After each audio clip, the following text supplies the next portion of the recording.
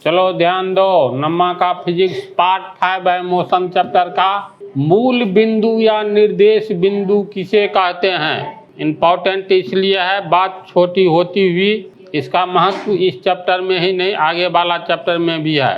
मान लो स्टेशन से रेलगाड़ी खुलती है, मान लेते हैं चलो ये रेलगाड़ी की पटरी है जिस पर रेलगाड़ी जा रही है, तो ये रेलगाड़ी रनिंग पोजीशन में है, मतलब चल रही है। अगर पूछा जाए ये रेलगाड़ी कहाँ है, एक रेलगाड़ी खुली है, ये चलती हुई रेलगाड़ी है, तो पूछा जाएगा रेलगाड़ी अभी कहाँ है, क्या जवाब दोगे? यहाँ पर दो तरह की बात जवाब में बोलना होगा।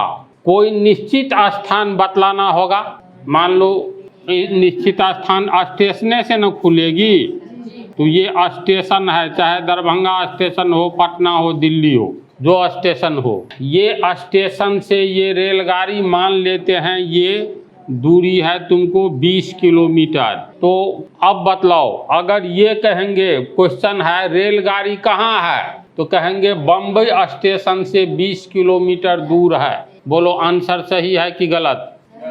गलत नहीं है, अधूरा सही है। बम्बई स्टेशन से 20 किलोमीटर तो दूर है, लेकिन किस दिशा में, पूरब की ओर की पश्चिम की ओर या उत्तर दक्षिण दिशा बतलानी होगी। तो अगर हम कह देंगे मान लो ये नॉर्थ, एन से नॉर्थ हो गया, ये साउथ है, अब कहेंगे बम्बई स्टेशन से 20 किलोमीटर उत्तर की ओर है, तो ये सटीक आंसर होगा किस प्रश्न का? तो रेलगाड़ी कहाँ है इस प्रश्न का। समझ रहे बात को?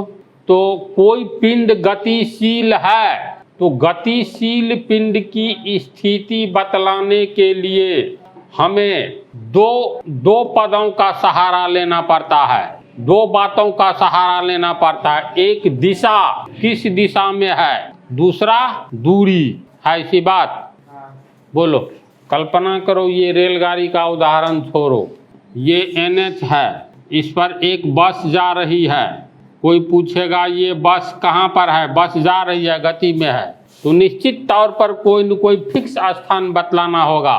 चाहे तुम एक मार्केट ले लो, ये Darbhanga market, Delhi market, Bangalore market, कोई भी मार्केट, तो मान लो B से हो गया बंगलोर, और ये बस बंगलोर से ये 60 किलोमीटर दूर है। अगर ये कहेंगे ये बस बंगलोर से 60 किलोमीटर दूर है, तो कन्फ्यूजन होगा, बंगलोर से पश्चिम की ओर 60 किलोमीटर है कि उत्तर दक्षिण किस दिशा में। निष्कर्ष ये है, किसी भी गतिशील पिंड की स्थिति के बारे में, गतिशील पिंड है यानी गति में है, उसकी स्थिति के बारे में बतलाने के लिए हमें दो तरह की जानकारी की आवश्यकता होती है। पहली जानकारी दिशा और दूसरी जानकारी दूरी है, इसी बात। तो हम लोग अगर ये कहते हैं स्थान के बारे में कहते हैं जो किस स्थान से, तो बंगलोर से 60 किलोमीटर की दूरी पर है, तो यहाँ बंगलोर हो गया तुमको मूल बिंदु, ओरिजिन पॉइंट या रिफरेंस बिंदु। जिस स्थान से दूरी हमें किसी गतिशील पिंड की दूरी जिस स्थान से या जिस बिंदु से बतलाना पड़ता है, उस बिंदु को मूल बिंदु या निर्देश बिंदु कहेंगे।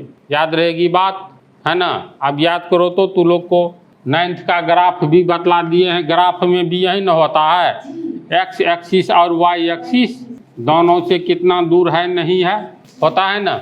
इसमें मूल बिंदु कहते हैं एक्स एक्सिस पर 5 मीटर दूर है, मान लो यहाँ 5 मीटर है, फिर यहाँ है तो एक्स एक्सिस से 5 मीटर दूर है, वाई एक्सिस से 3 मीटर है तो 3 मीटर दूर है ये बिंदु। तो किसी गतिशील पिंड की स्थिति को बतलाने के लिए हमें उस गतिशील पिंड, मतलब किसी भी गतिशील पिंड की स्थिति को के बारे में बतलाने के लिए हमें एक निश्चित स्थान या बिंदु की आवश्यकता होती है, जिस बिंदु को मूल बिंदु या निर्देश बिंदु यानी ओरिजिन पॉइंट या रेफरेंस पॉइंट कहेंगे। समझ गया? लिखा जाए इसको, देखो इसकी परिभाषा लिख दिए हैं। किसी गतिशील पिंड की स्थिति बतलाने के लिए हमें एक निश्चित स्थान या बिंदु से दूरी एवं दिशा बतलानी पड़ती है। ऐसे ही बिंदु या स्थान को मूल बिंदु या निर्देश बिंदु कहते हैं। समझ गया।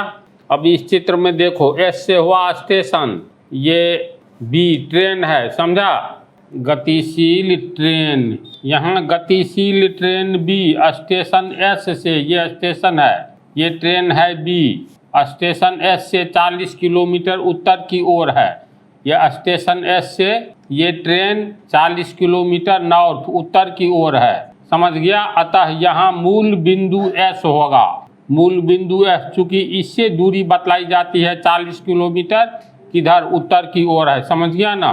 और ट्रेन की स्थिति पूछा जाएगा, क्या है, तो ट्रेन की स्थिति के विषय में कहा जाएगा कि ट्रेन बी स्टेशन एस से उत्तर की ओर 40 किलोमीटर दूर है। समझा उदाहरण को।